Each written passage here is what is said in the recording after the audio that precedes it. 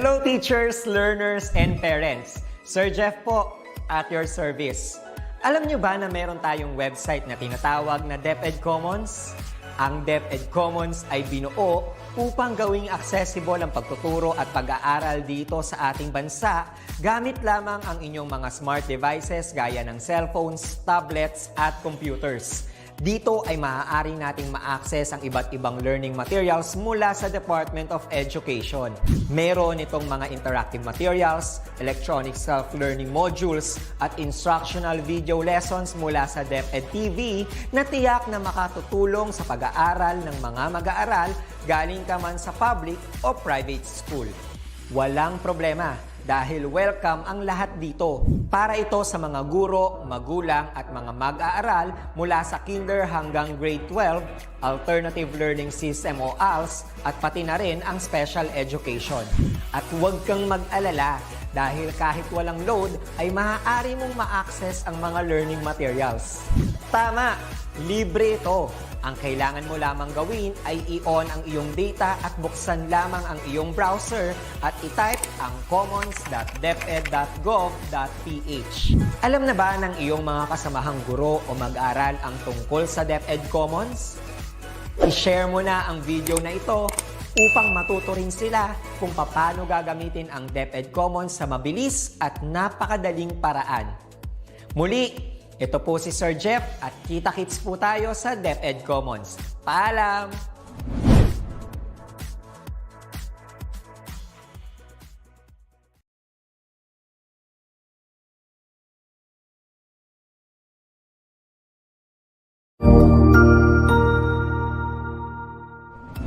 Magandang araw, Sir Wilbur po, at your service. Narito ang ETUlay upang gabayan ka sa inyong pag-aaral upang lubos na maunawaan ang iba't ibang paksa o subject. Ang ETUlay ay isang free online tutorial class na pinangungunahan ng ICT's Educational Technology Unit sa pamumuno ni Undersecretary Elaine Del B. Pascua. Ang programang ito ay hindi lamang para sa mga bata, kundi ito rin ay magsisilbing gabay sa mga magulang at mga guro kung paano nila ituturo o gagabayan sa bawat asignatura ang kanilang mga anak o mga estudyante. Sa kasalukuyan, ang self-learning module mula sa rehiyon ng Calabarzon at kilala sa tawag na Pivot ang ginagamit sa ating ETUlay online class. Kaya ano pang hinihintay ninyo? Ihanda na ang inyong mga ballpen o lapis, papel o kwaderno at samahan kaming itulay ang pagkatuto para sa bawat batang Pilipino. Sama-sama tayong magtutulungan para malampasan ang mga hamon sa panahong ito. Halina't matuto kasama ang inyong online tutor sa oras na ito.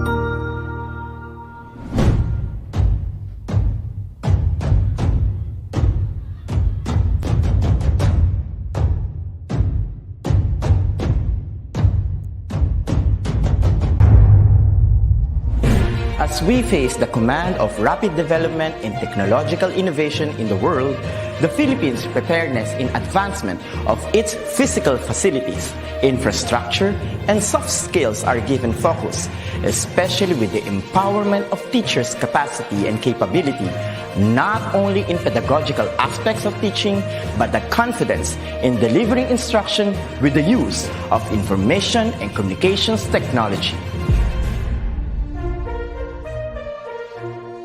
The Office of the Undersecretary for Administration, under the leadership of USEC Elaine Del B. Pascua, established the Educational Technology Unit under the Information and Communications Technology Service.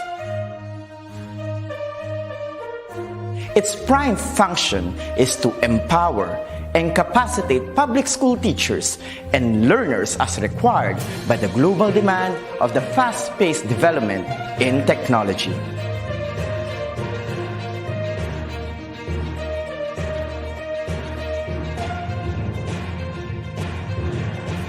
The task of the Educational Technology Unit is to promote and solidify the innovation and digitization projects that will support the requirements of the K-12 curriculum in delivering quality, accessible, relevant, and liberating education for all. It targets different components and facets of skills development which will enable the technological advancement of the infrastructure and infrastructure of DepEd. This is supplemented with empowerment training programs in emerging technologies for public school teachers.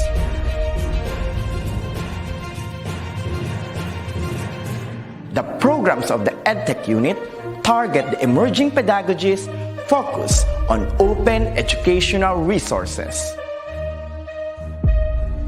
robotics and mechatronics, coding and programming, virtual reality and augmented reality in education, mobile application development, Internet of Things, and the productivity tools for learning, which includes Microsoft Office 365, Google Apps for Education, and the different Adobe software tools. In addition, the maneuver of in-house applications such as the DepEd Commons and the DepEd Learning Management System is under the flagship of the Edtech unit. The supervision of DepEd TV in ensuring world-class produced video lessons is another task of the office.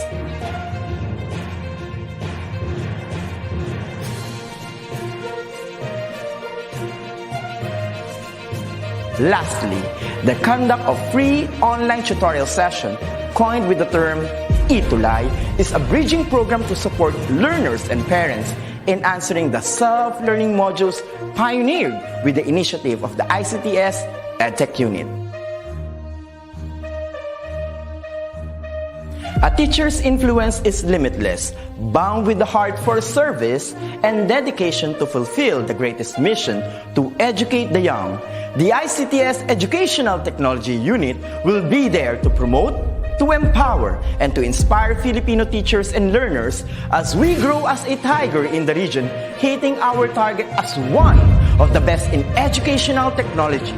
Come on and join us as we make our dreams into a reality. Sama-sama tayong lahat tungo sa iisang layunin.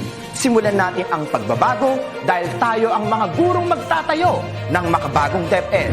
Sulong Edukalidad!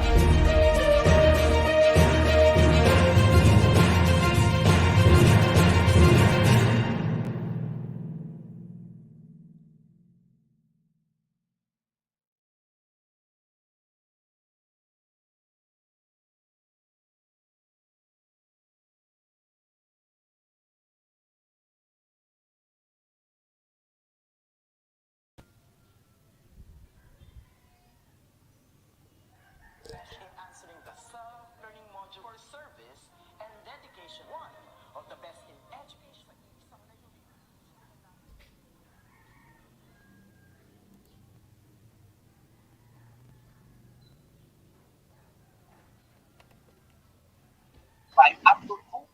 Future Ronald, live ka na po.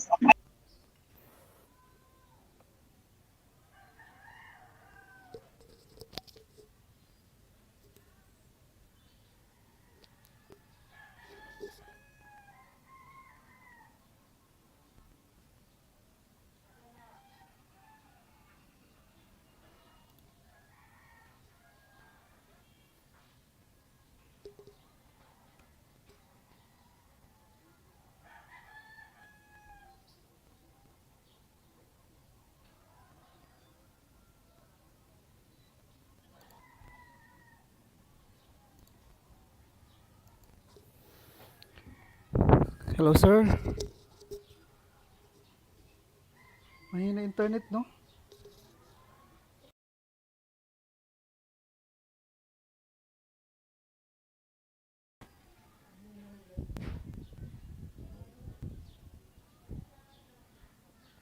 Okay, so ayan po, magandang hapon po sa lahat. Medyo na-late po tayo ngayong araw na ito, ngunit ganun pa man tayo po ay magpapatuloy sa ating talakayan para sa araw na ito ng ETUlay online tutorial para sa practical research 2 ng senior high school. Ako nga po pala si Tutor Ronald, ang magbibigay sa inyo ng dagdag kaalaman tungkol sa ating paksa para sa practical research 2 para sa week 1 ng third quarter. Okay. So, ang ating pong topic sa araw na ito ay ang characteristics, strengths, weaknesses, and kinds of quantitative research. So, gusto ko lamang pong ibigyan ng tuon na ang ating pong practical research 2 ay tungkol na po sa quantitative research. Kung sa practical research 1, ito ay qualitative research. Ngayon po, tayo po ay pag-aaralan po natin ang tungkol sa quantitative research. At karamihan po sa mga estudyante sa senior high school na kumukuha ng practical research 2 ay nasa grade Sir Ronald, 12 na. may isuyo po So, sa inyo pong presentation. Pakishare muli po niyo ang po. ating pong tatalakayin sa araw na ito, sa oras na ito ay tungkol sa characteristics, strengths, weaknesses, and kinds of quantitative research.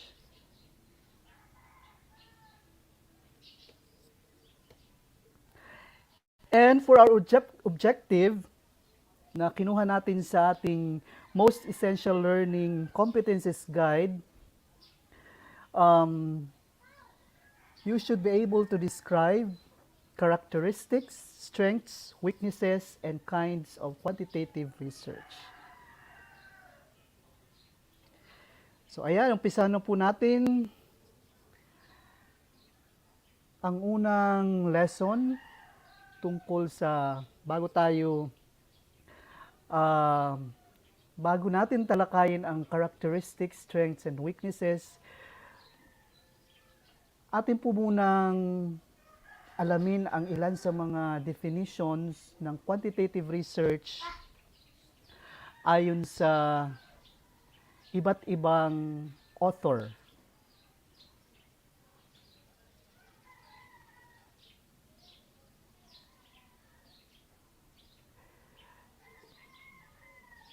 So una,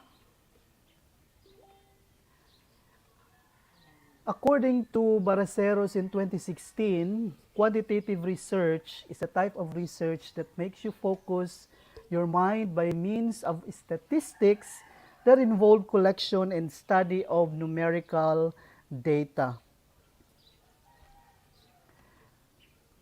So ito po ay isang research, gaya po ng qualitative research, ngunit ito po ay nakatuon sa numerical data, sa pag-aaral ng numero, ng numerical data na siyang binibigyan ng ina-analyze ng isang researcher, no? Sa pamamagitan ng paggamit ng iba't ibang statistical tools and statistical treatment. So again, numbers po ang kadalasang pinag-aaralan ng researcher ng isang quantitative research. Sorry to interrupt po. Unlike po sa Ronald, qualitative na maliit po ang... Yes, sir. Pakishare po yung inyong screen. Nakashare na po. Hindi ka pa po nakashare, sir. Pakiulit po yung pag-share niyo po sa StreamYard.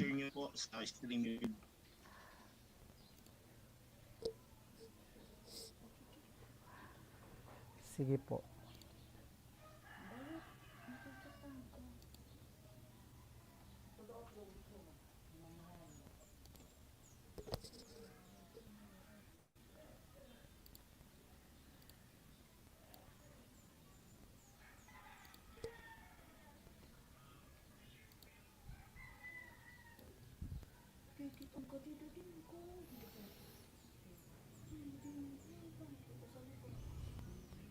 Okay na, sir?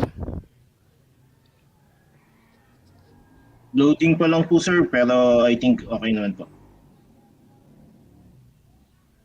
Hello?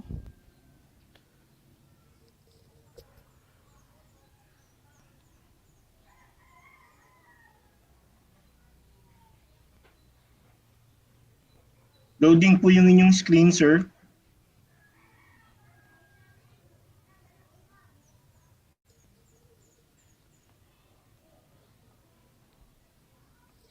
Okay na po sir.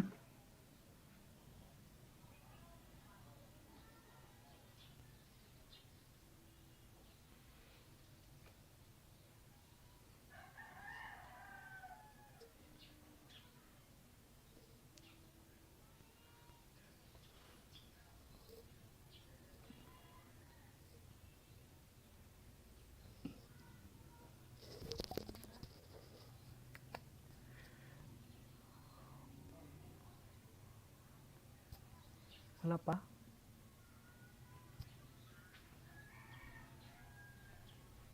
Mahina kasi internet. Mahina yung internet. O kanina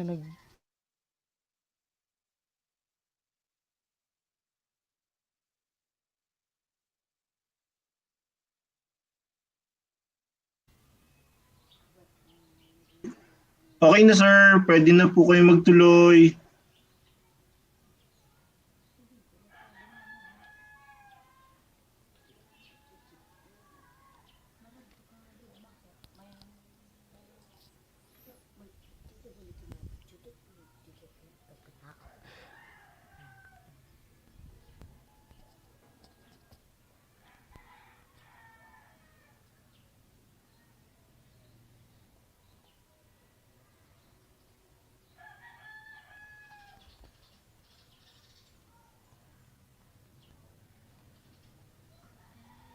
Sir Ronald, Okay, so muli po magandang hapon sa ating lahat. Ito po muli ang inyong tutor para sa araw na ito at sa oras na ito. Ang magiging tutor nyo sa Practical Research 2 para sa Week 1 ng 3rd quarter. Ako po muli si Tutor Ronald. At ang ating pong tatalakayin para sa Week 1 ng 3rd quarter ay tungkol sa characteristics, strengths, weaknesses, and kinds of quantitative research. Muli po, ang practical research ay tungkol sa quantitative research.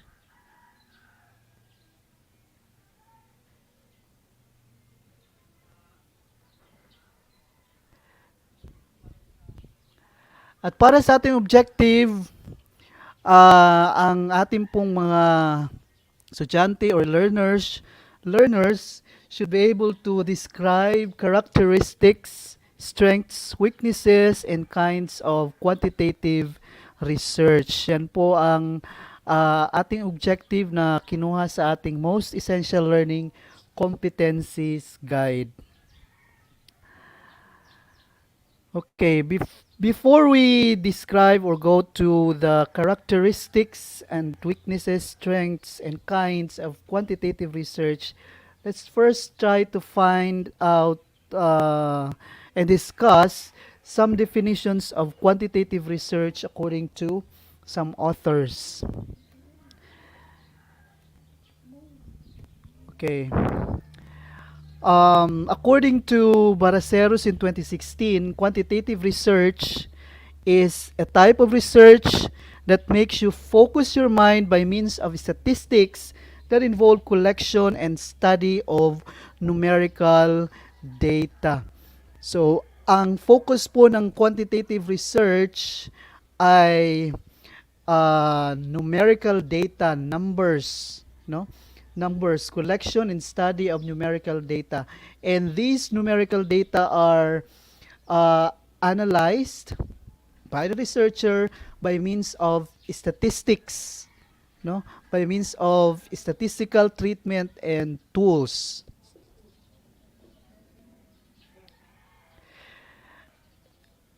In 2015, Antwi and Hamza said that quantitative research primarily follows the confirmatory scientific method because its focus is on hypothesis testing and theory testing. So gaya po ng quantitative research is also follows scientific method because it focuses on hypothesis testing and theory testing. So, tinetest po ang hypothesis sa isang research gaya ng quantitative research, hypothesis and theory. And ayon naman po kay Levy in 2017, quantitative research is characterized by deductive approaches to the research process aimed at proving, disproving, or lending credence to existing theories. So, meron pong deductive approaches or yun nga po, scientific methods na pina-follow ang isang researcher ng quantitative research para i-prove o disprove ang isang teorya. And in addition, quantitative research, according to Levy, values breadth, statistical descriptions, and generalizability. Okay. So, yun lang po ang ilan sa mga definitions ng quantitative research according sa mga authors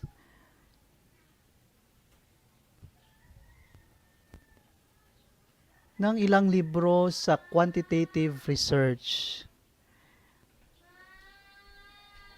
Magandang hapon po sa mga tagapanood natin. Bago po tayo magpatuloy, kay Ma'am Corazon, Elsa Vergara, kay Alarma Mark, watching from Nagpayong High School, TVL, ICT 3. Okay. In general, quantitative research is an objective, scientific, empirical investigation of observable phenomena through the use of computational techniques. Objective po siya dahil meron pong basis, no? Hindi lamang po siya base lang sa opinion ng isang researcher. Meron pong systematic empirical investigation dahil nga po ito ay sumusunod sa scientific method, no, and deductive approaches. So systematic empirical investigation din ang isang quantitative research. And again, gumagamit po ng mga statistical or computational techniques. And again, quantitative research uses numbers in stating generalization about a given problem or inquiry. Para po makapagbigay ng isang generalization or conclusion tungkol sa study, ang kadalasan pong or ang nakabase po ang isang generalization or conclusion ng isang research study kadalasan sa numero or numerical data na nakukuha ng isang quantitative researcher. Okay, so let's continue with the next lesson, which is now on the characteristics of quantitative research. So ano nga ba ang kaibahan ng isang quantitative research sa qualitative research? So ano po ang mga characteristics upang malaman natin na ang isang research ay quantitative research? Ayan, magandang hapon po muli sa ating Facebook watcher at sa YouTube din po na nanonood ng live. Kagaya po ni Morena Juliano Salvador, Ruth Zamora Kalanday. Medyo mahina po ang ating internet ngayon kaya hindi ko po na babasa lahat ng ating taga-subaybay. So, ayon kay Baraceros in 2016, merong standards or criteria of quantitative research. So, meron pong 10 criteria.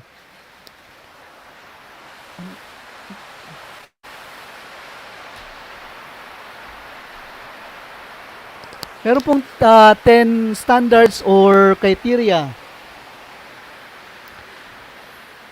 And sa bawat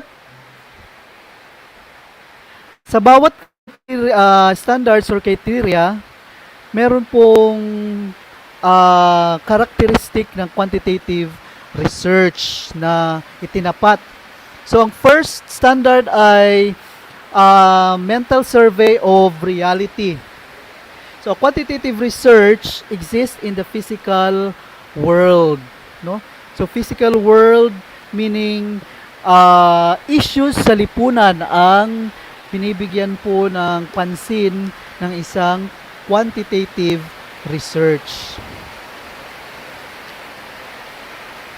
Issues sa lipunan, problema sa komunidad, no? So, kung ano po nangyayari sa ating in reality, sa ating mundo or sa ating kapaligiran. Next standard is cause-effect relationship. So for this standard,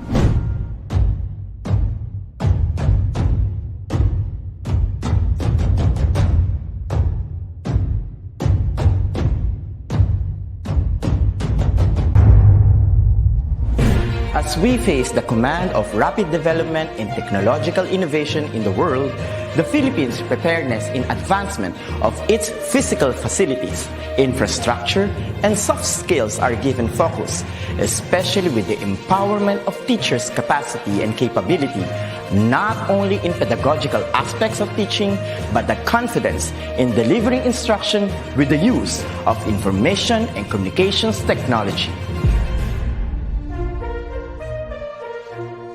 The Office of the Undersecretary for Administration, under the leadership of USEC Alain Delby Pasqua, established the Educational Technology Unit under the Information and Communications Technology Service. Its prime function is to empower and capacitate public school teachers and learners as required by the global demand of the fast-paced development in technology.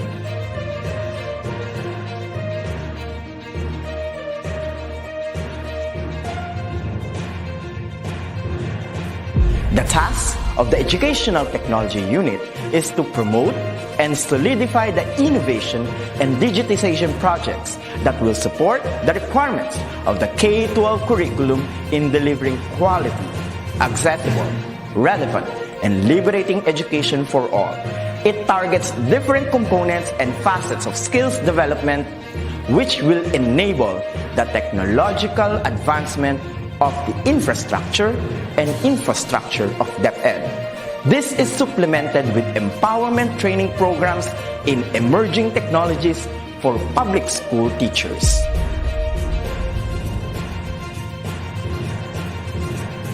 The programs of the Edtech unit target the emerging pedagogies focused on open educational resources. robotics and mechatronics, coding and programming, virtual reality and augmented reality in education, mobile application development, Internet of Things,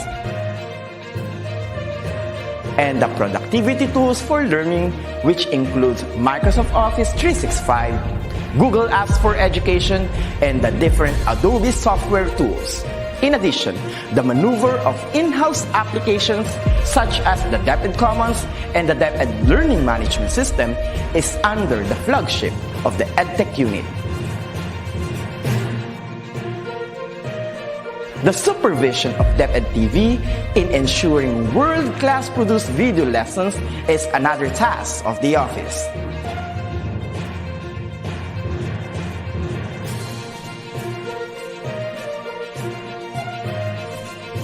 Lastly, the conduct of free online tutorial session, coined with the term ETUlay, is a bridging program to support learners and parents in answering the self-learning modules pioneered with the initiative of the ICTS Edtech unit.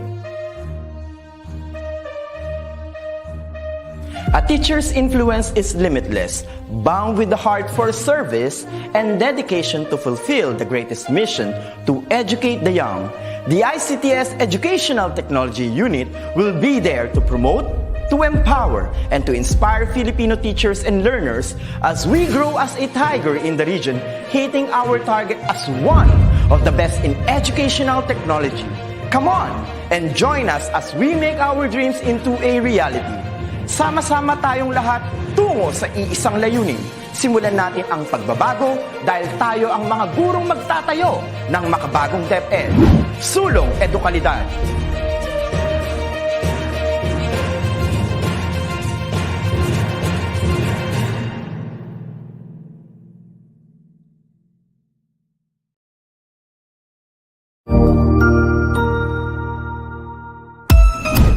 Magandang araw, ako po si Sir Ariel, ang ALS lover ng Edtech Unit. Narito po ako para sa isang napakagandang balita at upang magpaalala na ang kinabukasan ay mas gaganda at uunlad kung ang lahat ay patuloy na mag-aaral. Sa edukasyon sa ating bansa, tiyak na walang maiiwanan sa pag-abot ng mga pangarap. Kaya naman ang Department of Education ICTS Educational Technology Unit at Alternative Learning System Task Force ay nagtutulungan sa pagkakaroon ng ALS Tech Empowerment Program upang maihatid ang excellent quality education sa ating mga ALS learner and teachers. To easily deliver the lessons from the modules and other references, we will provide tablet PC as part of the DepEd Computerization Program to all ALS teachers and orientation on the use of these packages. To deepen the pedagogical use of information and communications and technology in delivering instructions, there are training workshops on the use and curation of open educational resources or OER, Google and Microsoft productivity tools, creation of video lessons using PowerPoint presentations and KineMaster, and on ebook or e-magazine development. To create an avenue for remedial lessons that is open to all learners, teachers, and parents, we will have the ETUlay free online tutorial and mobile ETUlay, where we will visit remote schools to feature the best practices of our ALS teachers and learners. Sa mga out-of-school youth and adult, laging tatandaan na may pag-asa upang makapagpatuloy sa pag-aaral. May ALS para sa inyo. Ang edukasyon ay para sa lahat. Para sa bata, para sa bayan, para sa guro. Sulong Edukalidad.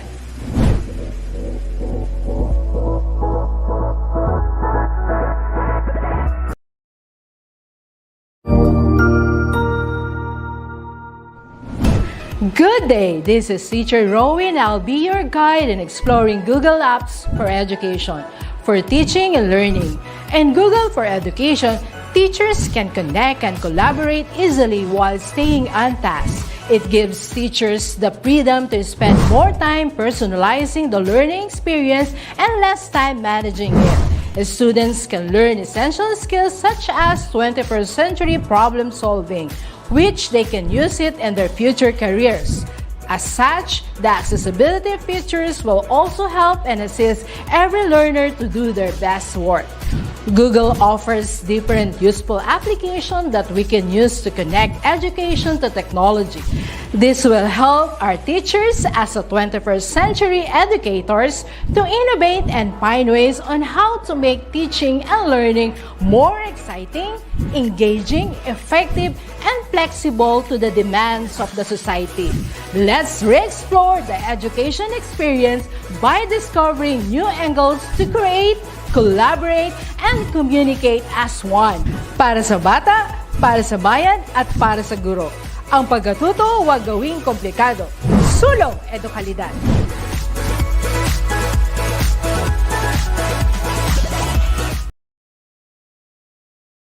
To innovate and find ways on how to make effective and flexible to the demands of the society.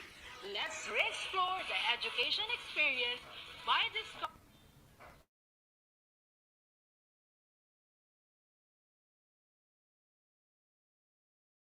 as one. Para sa bata,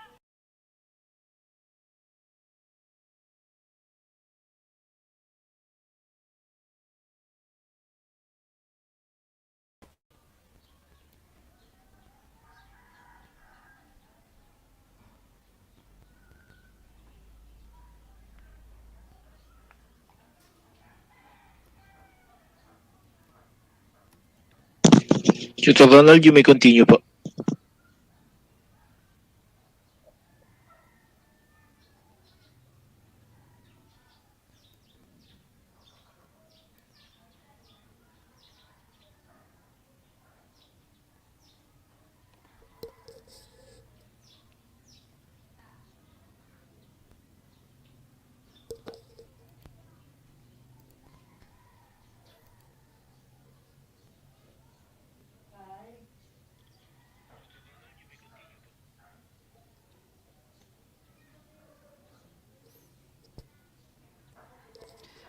Hello?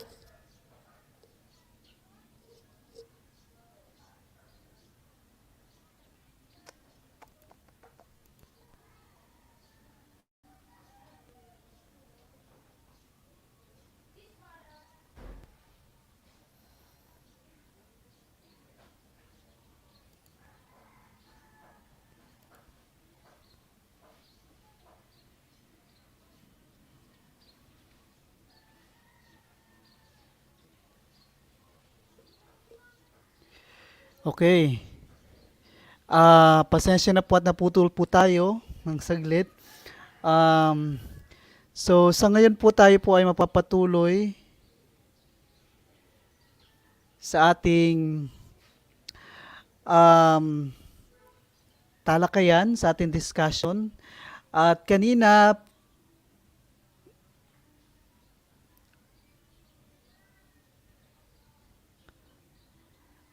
po bago tayo mawala ay akin po binanggit ang mga definition ng quantitative research, no?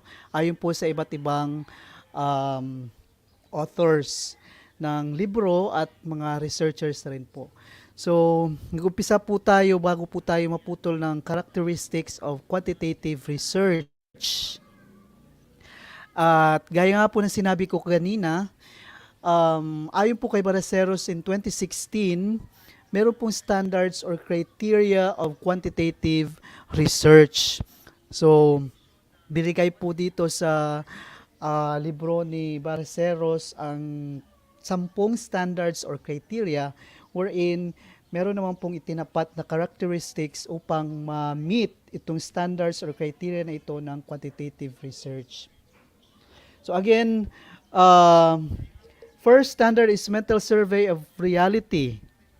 Ibig sabihin, ang quantitative research po ay nag-i-exist in the physical world. Or ibig sabihin, ang topic na pinag-aaralan ng isang quantitative researcher ay mga issue sa lipunan um, mga problema sa komunidad or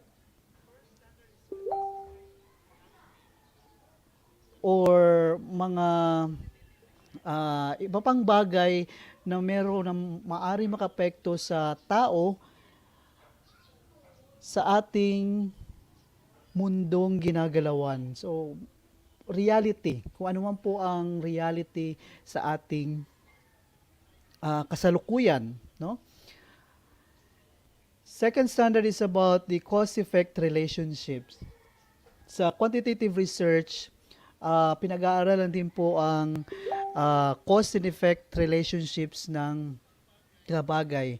Actually, ang tawag dito ay mga variables, no? Kung ano ang cause-effect relationships ng variables ng quantitative research. Medyo bibilisan ko lang po, no? Baka maputol na naman po tayo. Sayang po ang pagkakataon.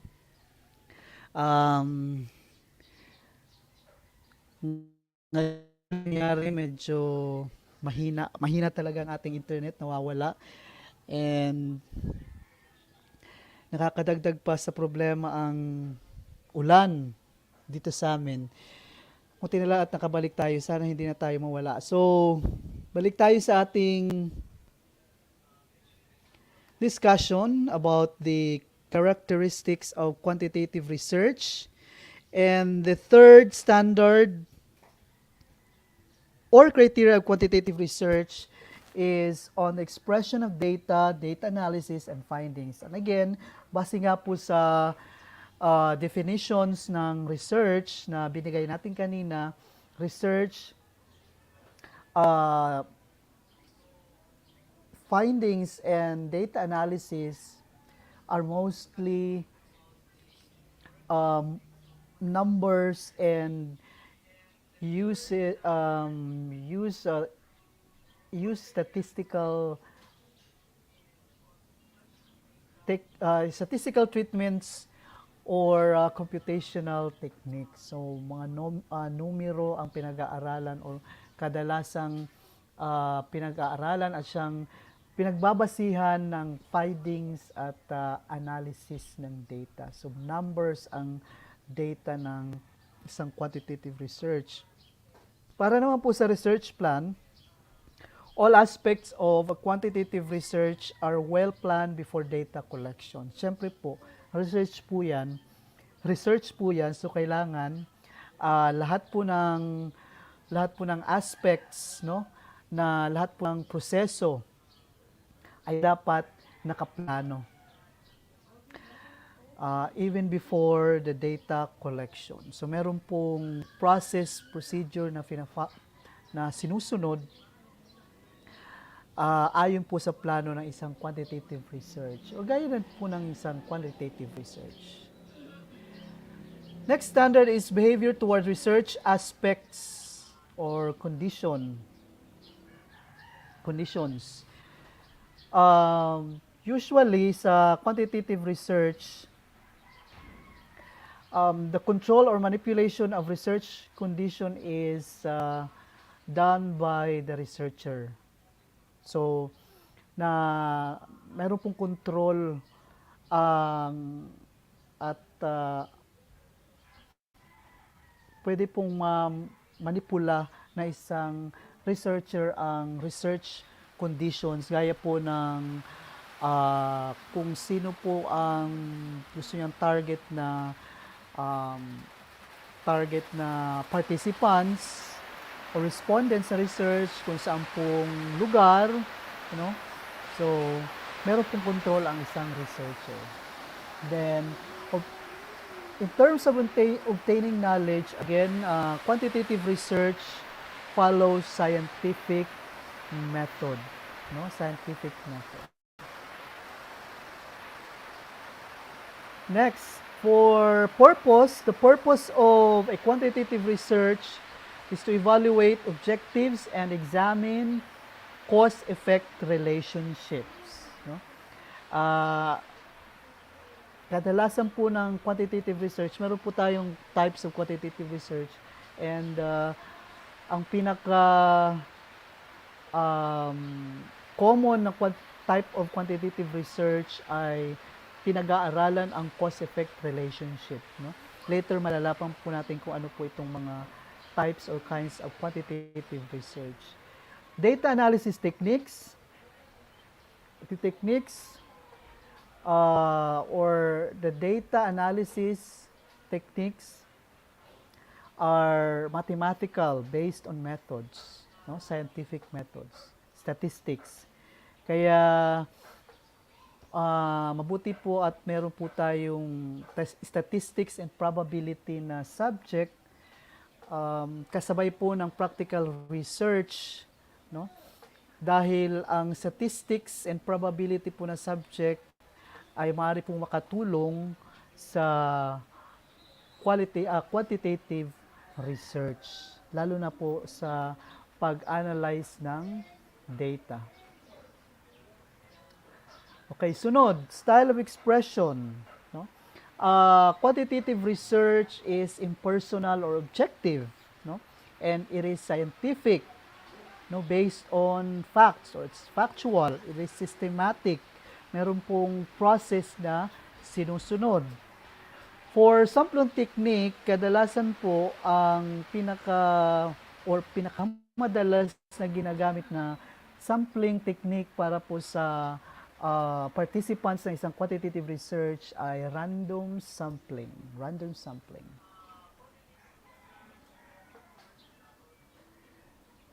So, yun lang po ilan sa mga characteristics ng quantitative research.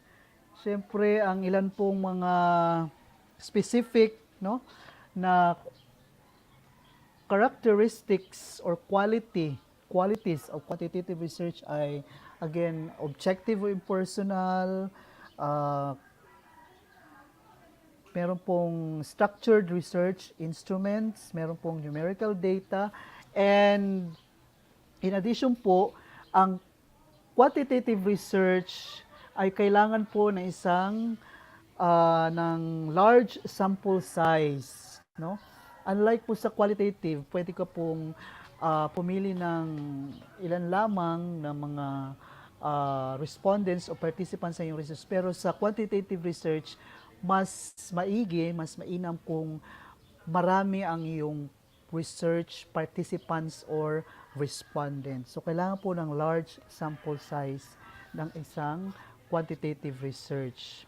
And ang isang quantitative research ay maaari pong ma-replicate or it can be repeated to verify findings in another setting. So, kung meron man pong mga previous research about a certain topic that you are inclined to research on or you are interested to research, no? Pwede niyo po itong pag-aralan muli or gamitin bilang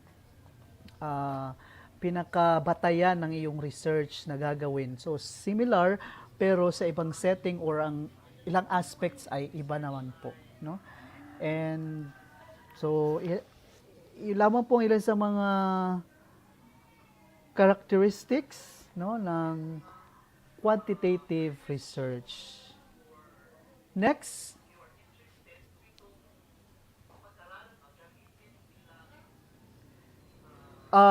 strengths and weaknesses of quantitative research. So let's find out the strengths and weaknesses of quantitative research. So we'll be able to describe them as we go along with our research, practical research to subject. No? So Prieto and others in 2017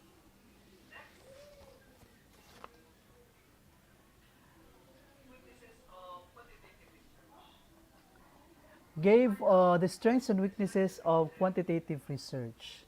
So according to them, or in their book, one of the strengths of quantitative research is that it has a valid way of concluding results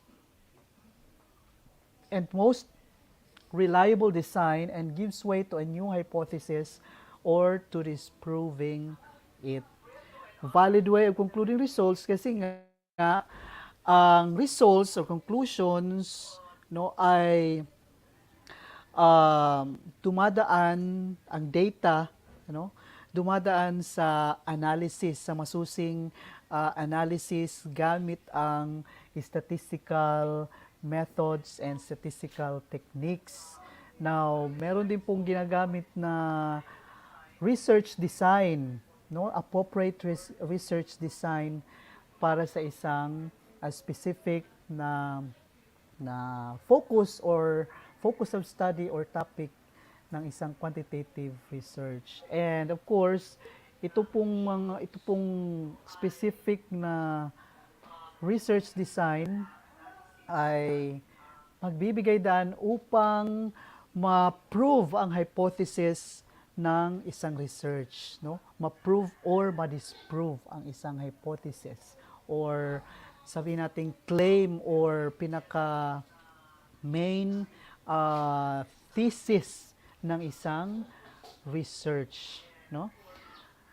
Ang isa naman pong weakness, isa sa mga weakness ng quantitative research according to Prieto at iba pa, it can be time consuming, costly and difficult, and also because most researchers are non-mathematicians. Well,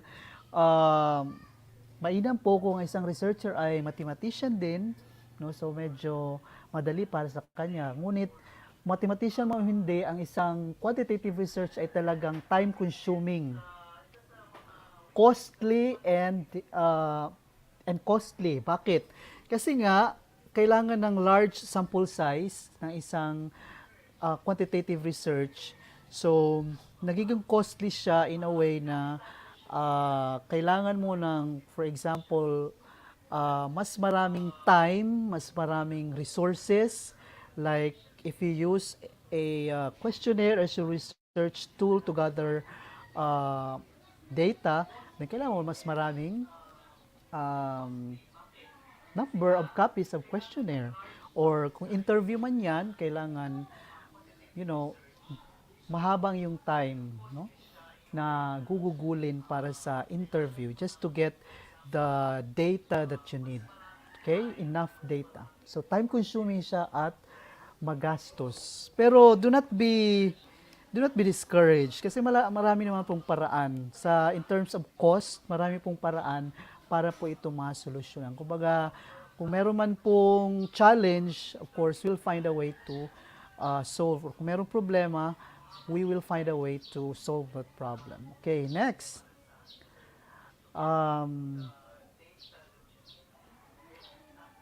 Tuloy-tuloy lang po tayo, no? Pasensya na po, hindi ko po nakikita ang mga tagapakinig at taga-subaybay ng ating ETUlay. Gusto ko po kayong batiin ng magandang hapon.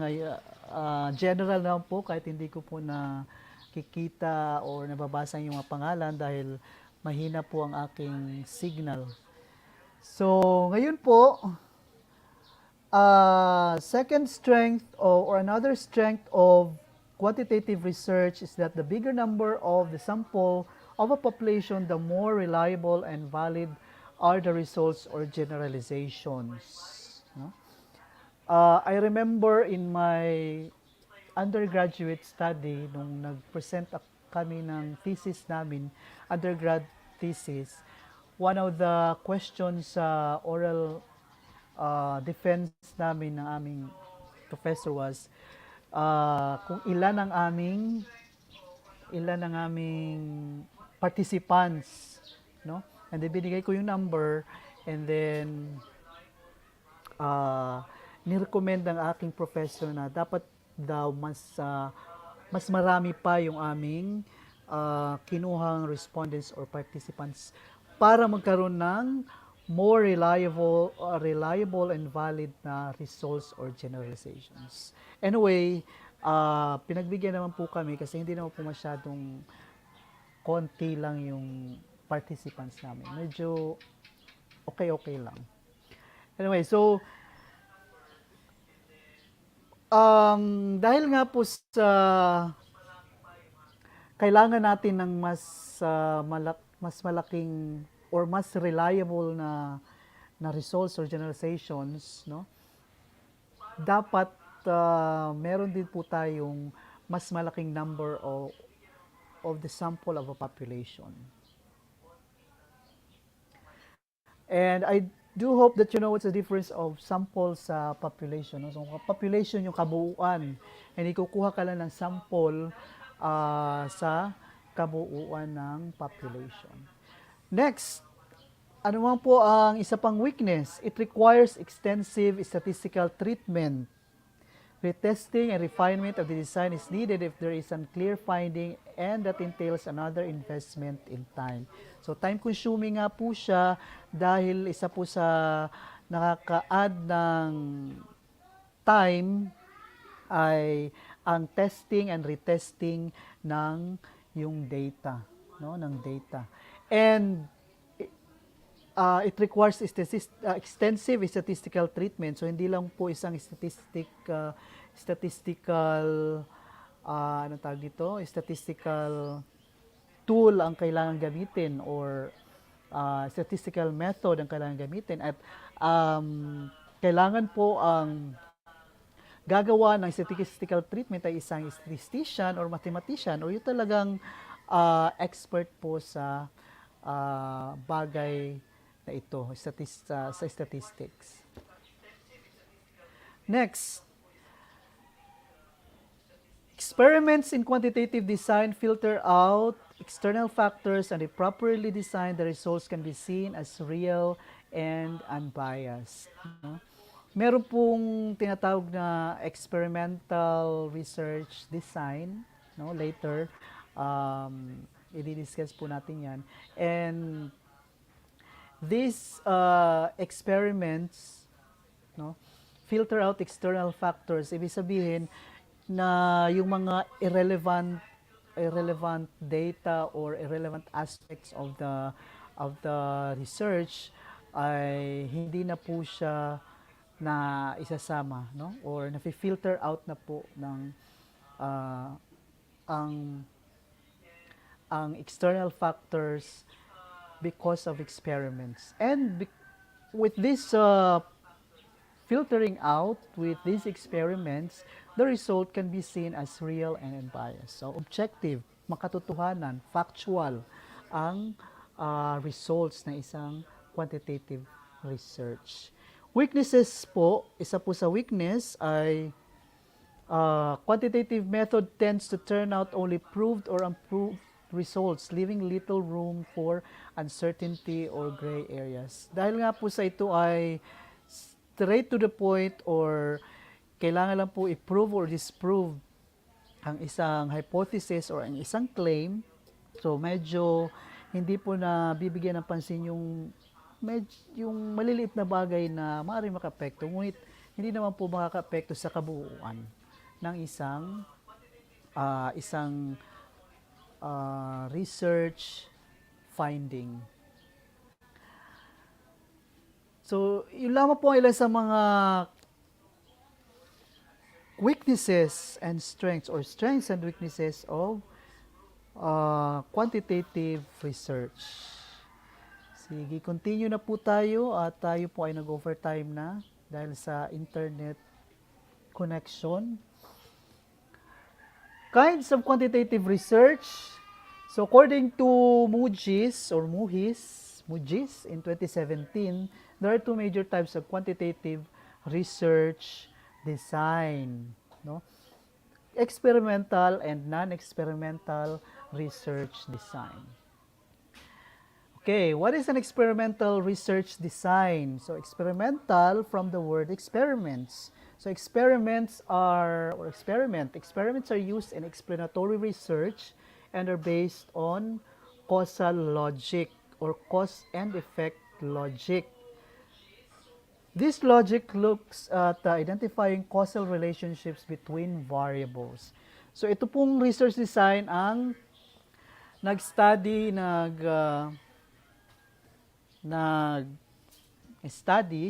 upang malaman ang cause-effect relationships ng variables na isang research. For example, A causes X or A causes X under Y circumstance. So A variable causes X, or A variable causes X under Y circumstances.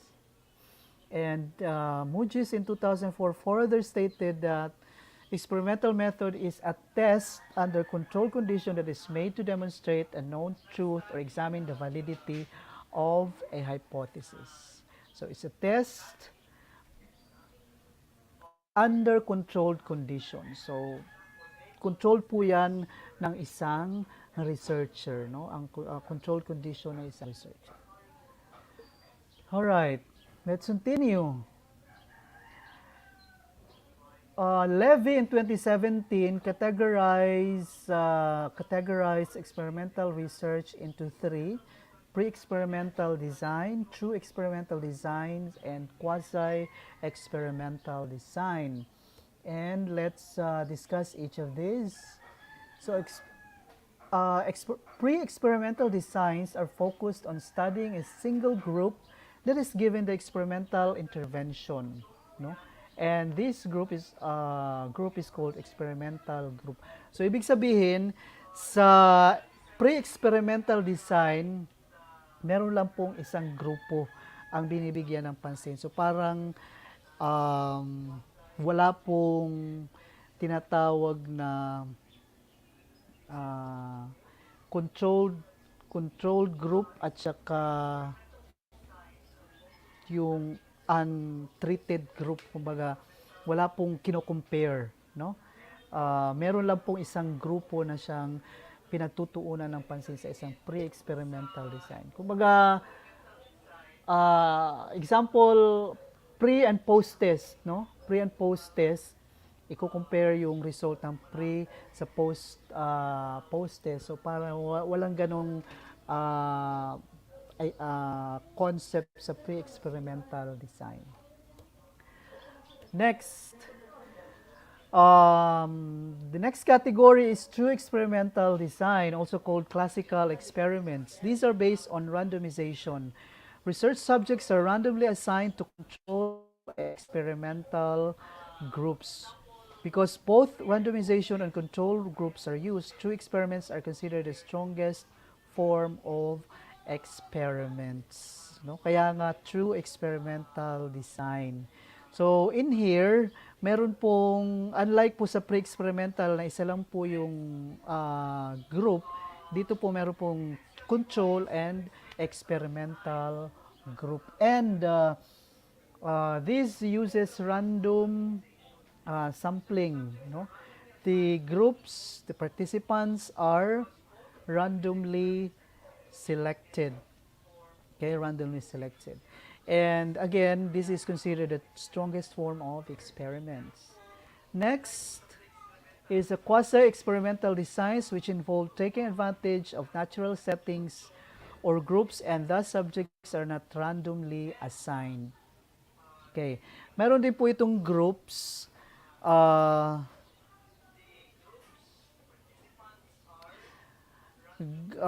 Experimental and control groups. However, these are not randomly assigned. Kumbaga, base lang po siya sa, ang groups ay pinipili or ang participants ay pinipili based sa setting or sa location, no, ng isang research, quantitative research.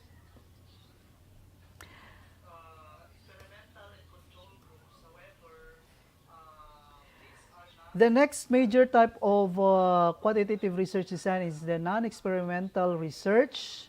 So according to Baraceros in 2016, it is a way of finding out the truths about the subject by describing the collected data about such subject and determining the relationships or connections with one another.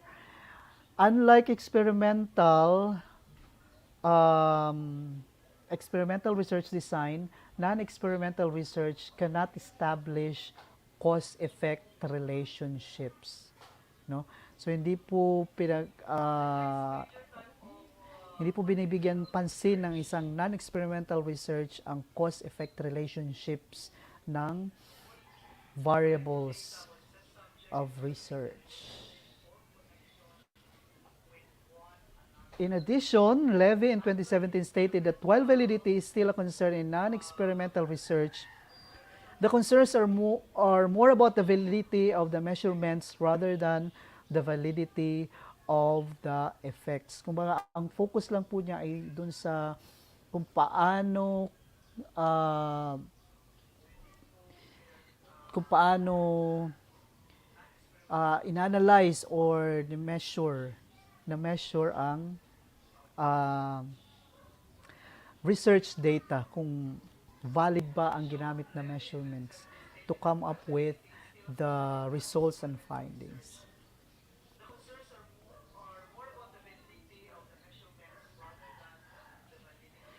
Now, non-experimental research also has different types or kinds. One is survey research. So survey research is a non-experimental research. It is the most widely used quantitative design in the social sciences. And this is commonly used in survey research, with which you are probably familiar, which include the census, polling on political issues or public opinions, and market research.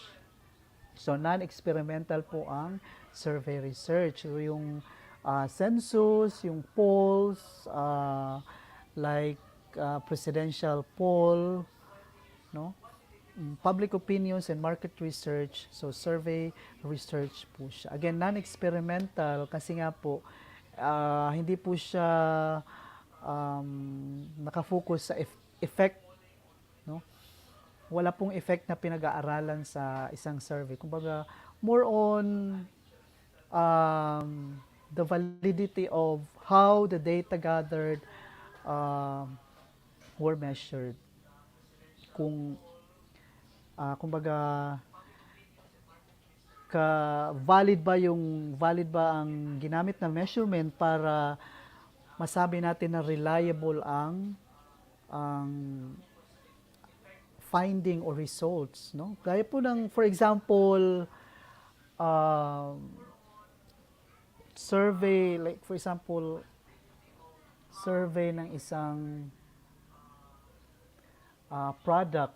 Minsan kasi merong nagko-question ng finding. So, kung i-question nila, ano bang ginamit ninyong measurement? Paano nyo in-analyze? No? So, non-experimental research ang ginagamit sa isang survey research. Next type of non-experimental research is descriptive or observational study. No? In this type of non-experimental research, the researcher observes or describes what the subjects report and do not intervene with a treatment. So, wala pong ginagamit na statistical treatment, no, sa isang descriptive or observational study. Then the third non-experimental research is a correlational research. It has three types: bivariate correlational study, prediction study, and multiple regression prediction study. A correlational research, according to Prieto and others, has three types, so one of which is a bivariate correlational study, which obtains scores from two variables from each subject and use them to calculate a correlation coefficient. And when we say correlation, it means variables are selected because they are believed to be related. So bivariate, bi means two, so dalawa ang variable sa isang bivariate correlational study. Next is here are some examples. Ice cream sales go up, so that's the first variable. If the temperature is high, so there's a positive correlation. Next example, crime in the community increases. Variable 1, as the number of police personnel decreases. So variable 2, so there's a negative correlation. Another example is increased ice cream sales are not correlated to crime increase in the community. So there's no correlation or zero correlation. Kumbaga, hindi sila related. No, yung dalawang variables. And then the third or the second type of correlational research is a prediction study or prediction studies. The correlation coefficient to show how one variable predicts another. For example, the National Achievement Test or the NAT scores in grade 12 are used to predict student scores in college entrance exam. So prediction study. And then the third correlational research is the multiple regression prediction studies. These make it possible to combine the variables that can contribute to the overall prediction in an equation that adds together the predictive of each identified variable. Kumbaga, meron pong ibang predictor o merong ibang variable na posibleng maka-apekto, no? Maka-apekto sa prediction, sa result ng isang prediction study. For example, kanina if we want to predict the college entrance exams of grade 12 students, we will study their scores. However, there's a possible question that GPA lang ba talaga ang sole predictor ng college entrance exam or GPA? So, maaring meron pang ibang good predictor. So, pwede po yung pag-aralan sa isang multiple regression prediction study. Okay? So, yun po ang, again, the experimental and non-experimental research types. Again, these are the two major types of quantitative research. I mean, types of research design of a quantitative research. All right, so let's proceed to some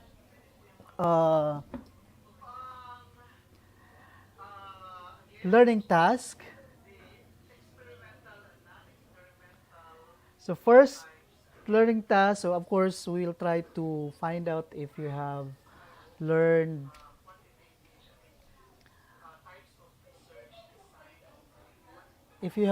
something in our discussion today, kahit na putol-putol at medyo nawala tayo kanina.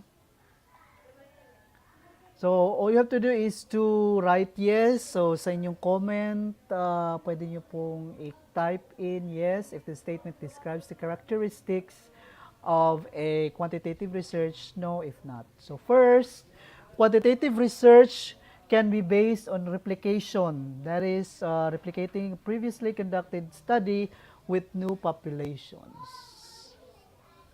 I hope meron po tayong sumasagot sa ating FB comments. Unfortunately, hindi ko po nakikita yung mga pangalan. Ganun pa man, let's see kung sino po nakakuha ng tama. Ang tamang sagot po ay yes. No? So, yes po, characteristic po yan ng isang quantitative research. Again, quantitative research can be replicated. Next, number. In quantitative research, a sample needs to be large enough to adequately represent the population. Is it a characteristic? Just type in yes or no. Sige. Ang tamang sagot ay yes. Next. Quantitative research includes interview data that may be described in a narrative that points out themes and trends. Did I discuss this earlier? Did I mention about themes and trends in quantitative research as a characteristic? So no. And the last number, quantitative research values the depth of meaning and people's subjective experiences and their meaning-making processes. So the answer is no.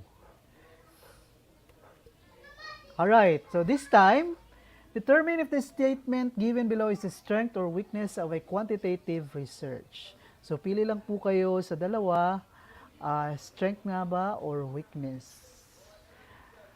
First, it is assumed that the larger the sample is, the more statistically accurate the findings are. Strength or weakness? It is a strength. Okay, next. It is costly. No? Costly ang quantitative research. So, of course, weakness. So, sino nga ba mas papayag na strength ang magastos? So, weakness po yan. The most reliable and valid way of concluding results, giving way to a new hypothesis or to disproving it. Is this a strength or weakness? It is a strength, yes. Next. Standardized approaches allow the study to be replicated in different areas and over time with formulation of comparable findings. Which is which? Pili lang po kayo sa dalawa, strength or weakness. And the correct answer is strength. Then the last number. Since there are more respondents, the expenses will be greater in reaching out to these people and reproducing questionnaires. Of course, it is a weakness. Alright. So, congratulations sa nakakuha ng tamang sagot sa lahat ng items or numbers. So, what have you learned? So, just,